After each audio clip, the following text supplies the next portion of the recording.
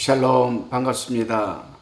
오늘은 이사야서 28장 1절로 29절의 말씀을 가지고 에브라임과 예루살렘에 내릴 재앙이라는 주제로 우리가 묵상한 것을 서로 나누어 봅니다.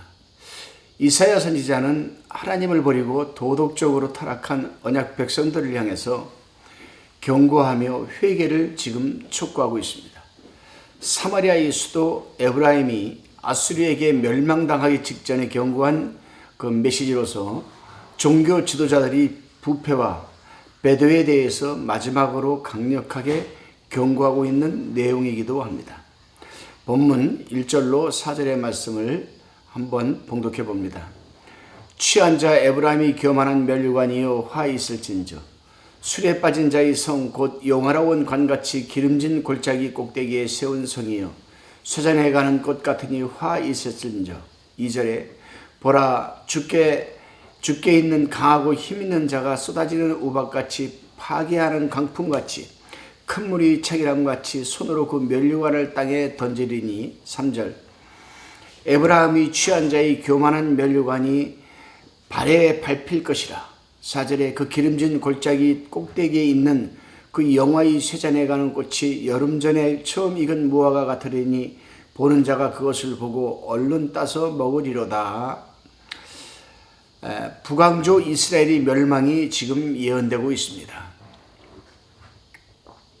그들은 아수르에게 멸망당하기 직전인데도 불구하고 회개하기는커녕 오히려 방탕과 교만으로 일관하다가 결국 멸망을 초래하고 말았습니다.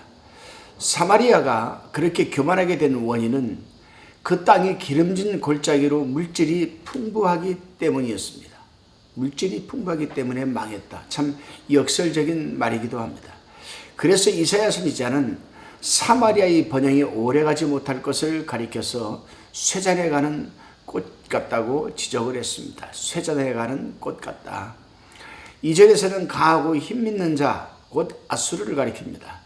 이사야 선지자는 2절에서 아수르 군대의 힘있는 모습을 쏟아지는 우박, 파괴하는 광풍, 큰 물이 창이랑 같다고 했으니 참으로 사마리아가 감당치 못하고 한순간에 멸망할 것을 지금 말하고 있는 것입니다. 그렇습니다, 여러분. 사람은 한 치 앞도 내다보지 못하는 제한적이고 한계적인 삶을 살고 있는 연약한 존재가 아니겠습니까? 당장 눈앞에 보이는 것만을 위해서 동분서주하는 삶을 살고 있지만 점점 다가오는 주님의 날에 임할 영원한 심판에 대해서는 전혀 생각지도 또 대비하지도 않고 살아가고 있습니다. 그러나 사마리아가 한순간에 멸망당한 것처럼 또한 우리 마찬가지입니다. 우리도 한순간에 주님이 오실 것을 대비하는 삶을 살아내지 못하면 우리도 그와 같이 되지 않겠습니까? 지금부터라도 우리 하나님의 사람들은 깨어서 분별력을 갖고 썩어 없어질 세상 것들을 집중하는 삶을 살 것이 아니라 썩지 않고 쇠하지 않는 영원한 영적인 자산을 쌓아가는 또 나아가는 삶을 살아내야 할 것입니다. 영적인 자산을 쌓으면 쌓을수록 현세에서도 잘 되겠지만은 내세의 하늘에서는 더 크고 영원한 상급과 생명이 보장되기 때문입니다. 그래서 요한 3서 2절에 보게 되면 사랑하는 자여 내 영혼이 잘된 같이 내가 범사에 잘되고 강건하기를 내가 간구하노라 라고 했습니다. 여기서 범사라는 말은 현세와 내세를 포함해서 말하는 말씀이 아니겠습니까?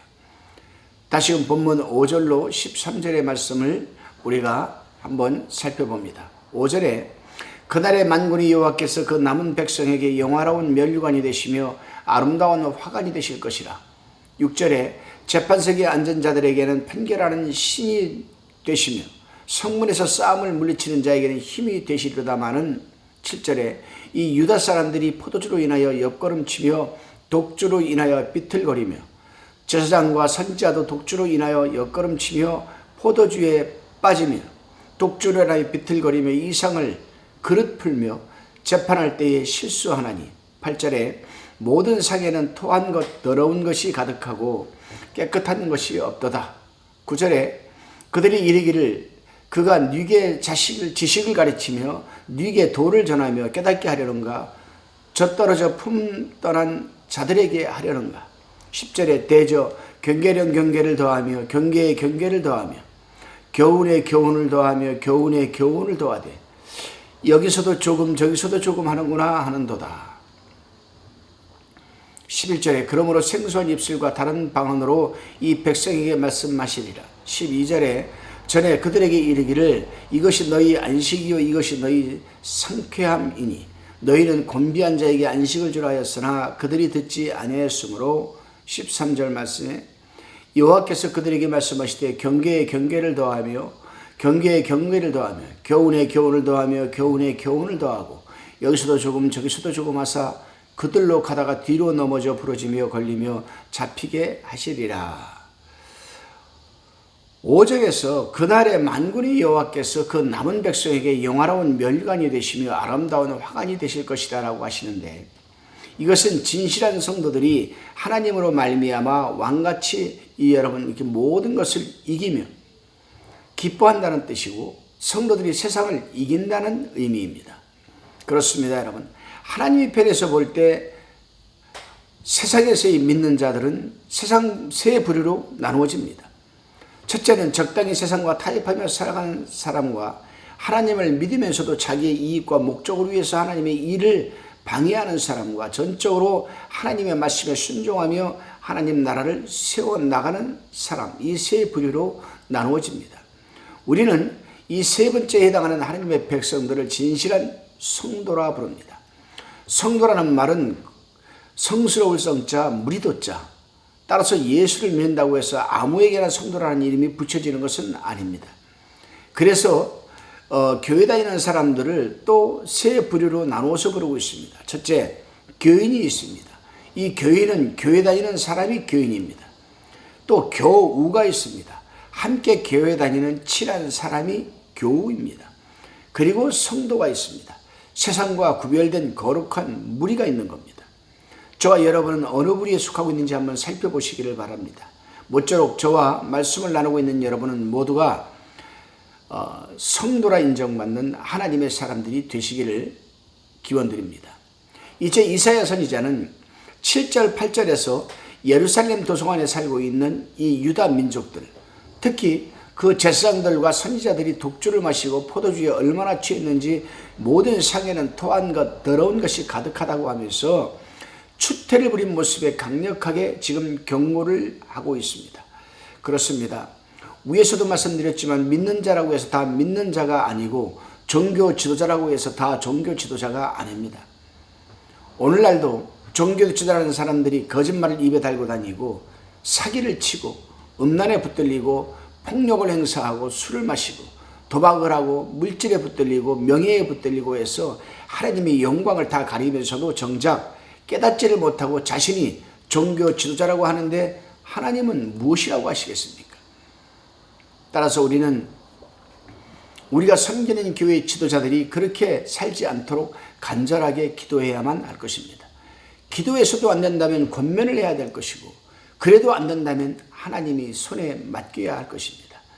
다시금 본문 14절로 우리가 22절의 말씀을 한번 살펴봅니다. 15절에 보게 되면은 사망, 음부, 거짓, 허위 등은 애굽으로 더불어 협정함을 맺은 것을 말하는 것입니다. 유다 지도자들은 말하기를 아수르의 침입을 대비하기 위해서 전쟁이 일어나면 애굽이 도움을 좀 줄 수 있도록 협정을 하여서 문제가 없다고 자신하지만 그것은 도리어 허위요 생명 대신 죽음을 초래하고 구원 대신 멸망을 자처함이라고 이사야는 지금 강력하게 지금 경고를 하고 있습니다. 그렇습니다. 인간이 아무리 강력하게 전쟁을 대처한다 하더라도 전쟁은 하나님 손길에 달려있는 경륜인 만큼 이 세상에 그 어느 누가 막을 수가 있겠습니까? 그저 어떠한 상황에서도 하나님 앞에 성실하게 엎드리며 회개하는 길밖에는 없는 겁니다. 그렇습니다, 여러분. 세상이 다 멸망을 당해도 하나님의 진실한 성도는 구원을 받는다고 성경은 곳곳에서 말해주고 있습니다.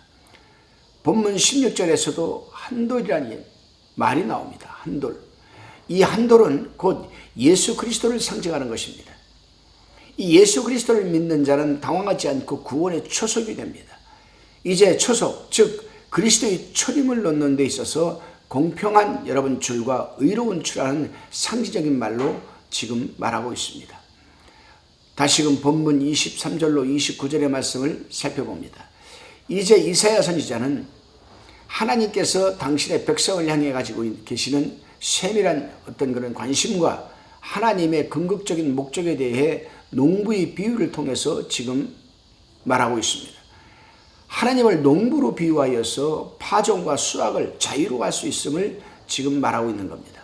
하나님은 유다와 모든 국민을 타파하는 것과 세우는 것임을 임의로 하실 수 있는데 그 원칙은 죄를 회개하는 일과 하나님 앞에 겸비함에 또 겸비함 여하에 달려있다는 것입니다. 그렇습니다. 하나님의 징계와 심판은 당신의 백성들의 신앙과 생활 여하에 따라서 좌우되는 것입니다. 그러므로 하나님의 사람들은 하나님의 말씀에 더욱 순종하여야 하고 예수 그리스도에 대한 지식을 날마다 깊이 하며 하나님께서 이미 베푸신 구원의 은총과 제사함의 은혜에 감사하는 삶을 영위해내야만 하는 것입니다. 오늘 하루도 여러분, 우리 주 예수 그리스도께서 우리를 위해서 십자가에 빌려주신 그 은총과 공로, 그리고 우리의 과거와 현재와 미래의 모든 죄를 사해 주시고 우리 허물을 덮어주신 그 은혜에 감사하는 그런 삶을 살아내시기를 바랍니다. 기도드리시겠습니다. 주님의 축복으로 우리가 이렇게 살고 있으며 더욱 감사하는 마음과 겸손한 자세로 살아가게 하옵소서. 세상 것들에 물들지 않도록 붙들어 주시고 타협도 하지 말게 하여 주시고 맡은 사명에 최선의 열매를 맺어가는 삶을 세련하게 하여 주옵소서. 언제나 감사드리오며 예수님의 이름으로 기도드리옵나이다. 아멘.